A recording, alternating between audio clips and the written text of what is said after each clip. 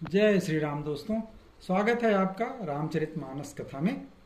कल हमने बताया था कि कैसे भगवान राम और लक्ष्मण जी वाटिका में गए हैं मुनि विश्वामित्र के लिए फूल लाने के लिए, और वहीं पे सीता जी भी आई हुई हैं सरोवर के पास गौरी मंदिर में पूजा करने के लिए। और फिर उनकी मुलाकात क्या आज होगी, यही हम आज के प्रसंग में कहेंगे। चलिए शुरू करते हैं आज की कथा। तासु दशा देखी सखिन पुलक गात जलु नैन, कहूँ कारणु निज हरस कर पूछहि सब मृदु बैन। वो जो सखी एक चली गई थी वाटिका देखने के लिए, वहां जाके उसने देखा था राम और लक्ष्मण को, तो जब वो आई तो वो एकदम उसका शरीर पुलकित है, नेत्रों में जल भरा हुआ है। सारी सखियां उसकी दशा देख करके कहने लगे, अरे भाई क्या बात हो गई, अपनी प्रसन्नता का कारण तो बताओ। देखन बाग कुंवर दुई आए, बय किशोर सब भांति सुहाए। श्याम गौर किमि कहूँ बखानी, गिरायन अन नयन बिनु बानी। तो जब सबने पूछा सखियों ने, तो बोलने लगी, अरे भाई, अरे सखियों, दो राजकुमार बाग देखने आए हैं। वो बड़े किशोर अवस्था के हैं और अत्यंत ही सुंदर हैं। एक सांवले रंग का है, एक गोरे रंग के हैं, और उनकी सुंदरता को तो मैं कैसे बखानूं, मेरी समझ में नहीं आता। बाणी अगर नेत्र की होती तो मैं बता देती, लेकिन नेत्र की तो कोई बाणी नहीं होती, वो केवल नेत्र से उसको देखा ही जा सकता है।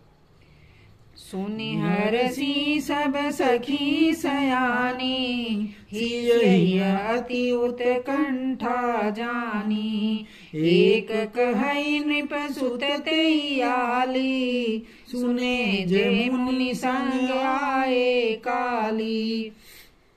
ये जब उसने कहा कि बहुत सुंदर हैं, तो सीता जी के हृदय में बड़ी उत्सुकता जाग गई कि अरे ये कौन है, कौन दो राजकुमार आए हैं। और सारी जो उनकी सखियां भी, वो भी बड़ी खुश हो गई उनकी सुन करके कि दो राजकुमार आए हुए हैं बाग में। तब उसमें से एक सखी कहने लगी, ये सखी, ये वही राजकुमार हैं जो सुना है कि कल विश्वामित्र मुनि के साथ आए हैं। जिन निज रूप मोहनी डारी, कीने स्वबस नगर नर नारी। बरनत छवि जहाँ तहाँ सब लोगू, अवसि देखी हई देखन जोगू। और जिन्होंने अपने रूप की मोहिनी डालकर नगर के स्त्री पुरुषों को अपने बस में कर लिया है, क्योंकि कल जब वो नगर देखने आए थे राम लक्ष्मण, तो सारे बच्चे उनको घेर लिए थे, सभी नारियां मोहित हो गई थी। तो वही वो बताने लगी सखी कि सभी लोग जो है मोहित, सभी लोग उनके रूप से मोहित हैं, और जहां तहां उन्हीं की छवि का वर्णन कर रहे हैं कि कितने सुंदर राजकुमार हैं। और मैं तो कहूंगी, सखी बोलने लगी सबको, कि चलो उनको हम लोग भी देख आते हैं, क्योंकि वो देखने के योग्य ही हैं, इतने सुंदर।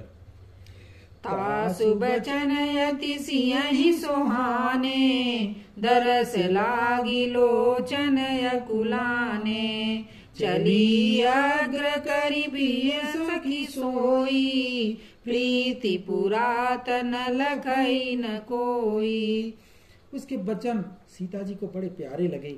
जब उसकी भगवान राम और लक्ष्मण की सुंदरता का वर्णन किया, तो सीता जी एकदम बड़ी खुश हो गई, और उनके भी नेत्र जो है दर्शनों के लिए व्याकुल हो उठे। और उसी प्यारी सखी को आगे करके सीता जी भी चल पड़ी, चलो देखते हैं कौन है। और पुरानी प्रीति का उन्हें कोई दिखाई नहीं देता, क्योंकि तो राम और सीता, ये तो स्वयं भगवान राम और लक्ष्मी जी हैं, माँ जगदम्बे हैं। उनको भला उनकी प्रीत तो जन्मों जन्मों की है, उसको कोई समझ नहीं पाता। तो वही प्रीति उनके मन में जग गई। सुमिरे सिय नारद बचन, उपजी प्रीति पुनीत।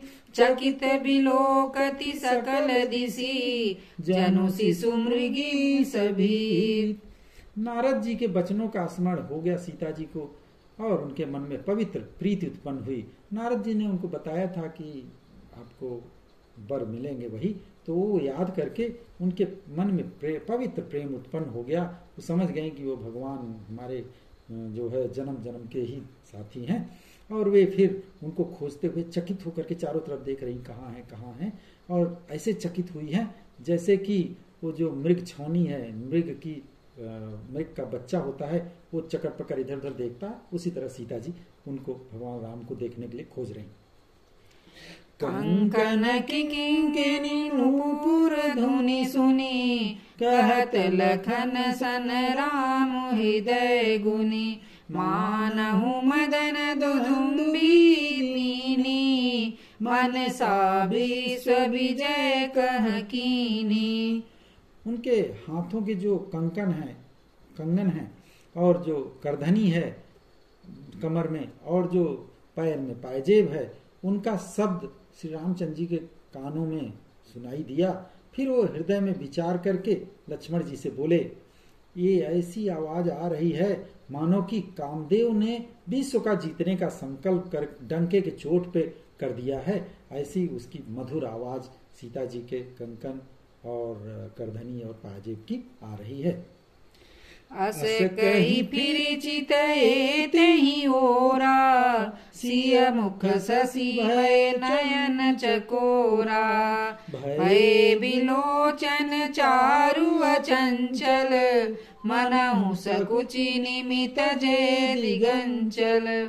फिर इतना लक्ष्मण जी को कह करके भगवान श्री राम ने उस तरफ देखा जहाँ की सीता जी थी, और उनके मुख रूपी चंद्रमा को देखने के लिए उनके नेत्र बिल्कुल चकोर जैसे हो गए, उनके सुंदर नेत्र स्थित हो गए और टकटकी लगा के वो देखने लगे सीता जी को, ऐसे जैसे कि जनक जी के पूर्वज निमि ने अपने, उनको माना जाता है कि निमि जो है पलकों में निवास होता है और लड़की दामाद के मिलन प्रसंग को देखना उचित नहीं माना जाता। इस भाव से फिर वो सकुचा गए भगवान राम, धीरे से पलकें झुका ली, पलकों में रहना छोड़ दिया, जिससे कि पलकों का गिरना रुक गया। पहले तो टकटकी लगाए और फिर जो है उन्होंने एकदम से ही छोड़ दिया, पलक जैसे उनके वश में नहीं रहा।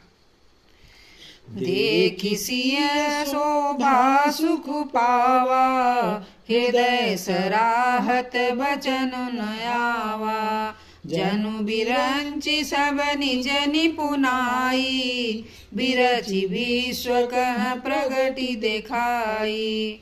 उस समय सीता जी की शोभा देख करके रामचंद्र जी के मन में एकदम असीम सुख की अनुभूति हुई। हृदय में मन ही मन की सराहना करने लगे, लेकिन उनके मुख से कोई वचन नहीं निकल पा रहा था। उनकी शोभा ऐसी अनुपम है कि मानो ब्रह्मा ने अपनी सारी जो कुशलता है सब मूर्तिमान करके संसार में सीता के रूप में प्रकट करके दिखा दिया है। सुंदरता कहूँ सुंदर करई, छवि गृह दीप शिखा जनु बरई, सब उपमा कवि रहे जुठारी, कहीं पट तरऊ विदेह कुमारी। वो जो सीता जी की सुंदरता है उस सुंदरता को भी सुंदर करने वाली है, और ऐसा लग रहा है कि सुंदरता रूपी घर में दीपक की लौ जल रही हो। और अब तक सुंदरता रूपी भवन में तो अंधेरा था, और यह भवन सीता जी की सुंदरता रूपी दीप सखा को पाकर जगमगा उठा है और पहले से भी अधिक सुंदर हो गया है। सारी उपमाओं को तो कवियों ने झूठा कर ही रखा है। मैं भला, तुलसीदास जी कहते हैं कि मैं भला जनक नंदिनी सीता जी की किस तरह से उपमा दूं। सिय शोभा ही बरनी प्रभु आपनी दशा विचार, बोले सुचि मन अनुज सन, बचन समय अनुहार। इस प्रकार मन ही मन भगवान राम ने सीता जी का शोभा का वर्णन करके फिर अपनी दशा को विचारा कि अरे मैं तो भगवान, यहाँ मेरे साथ लक्ष्मण जी भी हैं, मैं इतना बेवहल हो रहा हूँ। तो थोड़ा वो जो है उसको देख उनके ध्यान में आया कि मैं कुछ ज़्यादा ही गलत हो जाएगा, उनके भगवान छोटे भाई के सामने इस तरह की बेवहलता ठीक नहीं है। फिर रामचंद्र जी ने अपने पवित्र मन से छोटे भाई लक्ष्मण से फिर बड़े प्रेम से समय के अनुसार वचन बोले। तात जनक तन आय सोई, धनुष यज्ञ जहि कारण होई, पूजन गौरी सखी ले आई, करत प्रकाश फिरई फुलवाई। धीरे प्रेम से बोले लक्ष्मण जी कि ए भाई, ये वही जनक जी की कन्या सीता जी हैं जिनके लिए कि धनुष यज्ञ हो रहा है। धनुष यज्ञशाला कल देखने गए थे दोनों भाई, तो वही बोले कि यही सीता जी हैं जिनके लिए कि धनुष यज्ञ का आयोजन किया गया है। और ये सीता जी अपनी सखियों के साथ यहाँ गौरी पूजन के लिए आई हुई हैं। इस फुलवाड़ी में ऐसे प्रकाश करती हुई फिर रही हैं। जासु बिलो की अलौकिक शोभा, सहज पुनीत मोर मनु क्षोभा। सो सब कारण जान विधाता, फर कहीं सुभग अंग सुनु भ्राता। और आपने भाई से बोले लक्ष्मण जी से भगवान राम कि देखो इनकी अलौकिक सुंदरता देख के स्वभाव से ही पवित्र मेरा मन भी विह्वल हो गया है। ये कारण तो भगवान विधाता ही जाने, किंतु हे भाई मेरे मंगलमय अंग फड़क रहे हैं, दाहिने अंग मेरे फड़क रहे हैं, ये शुभ का संकेत है। रघुवंशी न कर सहज सुभाऊ, मनु कुपंथ पगु धरई न काऊ। मोय अतिशय प्रतीति मन केरी, जेहि सपने पर नारी नहेरी। फिर आगे भगवान राम कहते हैं लक्ष्मण जी से कि भाई रघुवंशियों का तो ये जन्मगत सहज ही स्वभाव है, कभी भी कुमार्ग पर पैर नहीं रखते। लेकिन इसीलिए मुझे अपने मन पे पूरा विश्वास है कि जिसने जागे हुए तो कहो स्वप्न में भी किसी पर स्त्री पर दृष्टि नहीं डाली है, तो मेरा मन ऐसा विह्वल हो रहा है। और चूंकि शुभ लक्षण भी दिखाई दे रहे हैं, तो जिनके लहै नरि पुरन पीठी, नहीं पावहि परतिय मनु डीठी। मंगन लहै न जिनके नाही, ते नरबर थोरे जग माही। रण में युद्ध में शत्रु जिनकी पीठ नहीं देख पाते, अर्थात ऐसे रघुवंशी जो कि कभी पीठ अपना नहीं दिखाते, लड़ के मर जाते हैं मगर पीछे नहीं मुड़ते, पीछे नहीं भागते, ऐसे लोग पराई स्त्रियों के ऊपर तो उनका मन और दृष्टि बिल्कुल जाता ही नहीं, बिल्कुल उनको आकर्षित ही नहीं कर पाता। भिखारी रघुवंशियों के यहाँ से नहीं शब्द जान ही नहीं पाते, माने कि कभी खाली हाथ लौटते नहीं। ऐसे श्रेष्ठ पुरुष संसार में बहुत थोड़े हैं, ये रघुवंशियों की महिमा है। करत बक कही अनुज सन, मनसीय रूप लोभान। मुख सरोज मकरंद छवि, करई मधुप युवपान। इस तरह से भगवान राम छोटे भाई से बातें कर रहे हैं। चूंकि भाई हैं छोटे, तो बहुत ज्यादा भी नहीं कह सकते, वर्णन कर सकते, लेकिन उन्होंने बस इतना ही संक्षेप में ही कहा कि मेरा मन जो है विह्वल हो रहा है।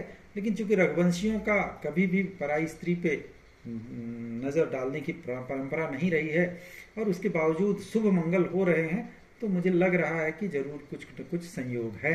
ऐसा कह करके सीता जी के रूप में जो उनका मन लुभाया हुआ है, उनके मुख रूपी कमल के छवि रूपी मकरंद को जैसे भौरा जो है लेता फूल के ऊपर बैठकर पीता है, उसी तरह भगवान राम सीता जी के छवि का जो है सुख ले रहे हैं।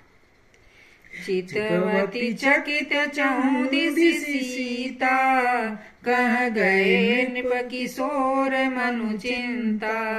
जहाँ बिलोक मृग सावक नैनी, जनु तन बरिस कमल सित श्रेणी। उस समय सीता जी नहीं देख पाई थी भगवान राम को। वो चकित होकर चारों ओर देख रही हैं कि कहाँ है वो दोनों कुमार जिसकी बात सखी कह रही थी। मन उनके इस बात की चिंता कर रहा है कि ये राजकुमार चले कहाँ गए। और जैसे बाल मृग होता है, छोटा मृग का बच्चा होता है, उसकी आंखें होती हैं छोटी छोटी सी, वैसे ही सीता जी जहाँ भी दृष्टि डाल रही हैं, मानो वे श्वेत कमलों की कतार बरस जा रही है। इतने वो व्याकुल हुए हैं सीता जी के नेत्र भगवान राम के दर्शन के लिए। लता ओट तब सखिन लखाए, श्यामल गौर किशोर सुहाए। देखी रूप लोचन ललचाने, हर से जनु निज निधि पहचाने। तभी सखियों ने लता के ओट में सुंदर श्याम गौर कुमारों को दिखलाया। उसने बोला देखिए देखिए ये वो हैं दोनों राजकुमार। और उनके रूप को देखते ही सीता जी के नेत्र एकदम ललचा उठे, ऐसे प्रसन्न हुए मानो उन्हें अपना खजाना मिल गया है। थके नयन रघुपति छवि देखे, पलकन ही परिहरिणी से, अधिक स्नेह देह भय भोरी, शरद शशि जनु चितव चकोरी। भगवान राम की सुंदरता देख करके उनके नेत्र सीता जी के एकदम निश्चल हो गए, एकदम रुक गए, टकटकी लगा के देखने लगी। और पलकों ने भी मानो गिरना छोड़ दिया, एकदम पलक उनके झपक नहीं रहे हैं, बिना पलक झपकाए देख रही हैं। और अत्यधिक स्नेह के कारण उनका पूरा शरीर विह्वल हो गया, बेसुध हो गया, मानो कि शरद ऋतु के चंद्रमा को चकोरी देख रही हो। लोचन मग राम ही उरयानी, दीने पलक कपाट सयानी, जब सिय सखिन प्रेम बस जानी, कहीं न सकहीं कछु मन सकुचानी। नेत्रों के रास्ते से, अपनी आंखों के रास्ते से ही सीता जी भगवान राम को हृदय में ला करके चतुर शिरोमणि जो जानकी जी हैं पलकों के किवाड़ लगा दिए, अर्थात आंख बंद करके उनका ध्यान करने लगी, इतना बेहवल हो गई। और जब सखियों ने उनकी ये दशा देखी और सीता जी को प्रेम के बस जाना, तब वे भी मन में सकचा गई, लेकिन कुछ कह नहीं पा रही हैं। लता भवन ते प्रगट भेते ही अवसर दो भाई, निकसे जनु जुग बिमल विदु, जलद पटल बिल गाय। सीता जी के जब नेत्र बंद हो गए विह्वल होकर के, उसी समय दोनों भाई उस लता कुंज के पीछे से ऐसे प्रकट हुए मानो जो दो निर्मल चंद्रमा बादलों को पर्दे को हटाकर निकले हों। अब जब वहां से निकली और सीता जी की आंखें तो बंद कर ली थी एक ही बार दर्शन करके, फिर उसके बाद सखियां क्या कहती हैं और उसके बाद का वर्णन हम अगले भाग में करेंगे। आज के लिए बस इतना ही, तब तक प्रेम से बोलिए सियावर रामचंद्र की जय, पवन सुत हनुमान की जय, उमापति महादेव की जय, राधावर कृष्ण चंद्र की जय।